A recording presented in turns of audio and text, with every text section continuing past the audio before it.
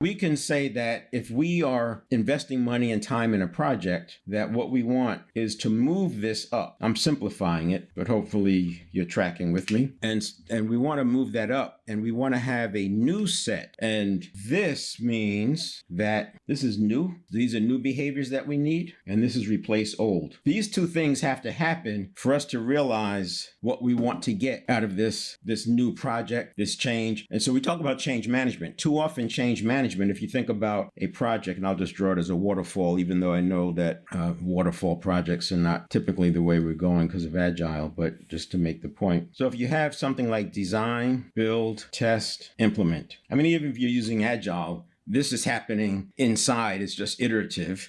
So you can do this and keep cycling through because we're actually getting some of the change management done. But the typical way of thinking about change management is we start thinking about it somewhere in here. And I would say that change management needs to start here. And that's why I use the approach that I use and the one I'm advocating. And this is what I talk about with dynamic leadership on the innovation side. Because if we do this on the innovation side, you're more likely to get the intrinsic motivation. You're more likely to have the change management. Your iterative build process will be much more informed, and you already have figured out what your frontline people are willing to accept, and you've done some testing because that happens in here. You don't build until you've done enough testing of the core beliefs of what you're expecting. And now we know that when we move this up here, we know what is needed new, and we know what we need to replace.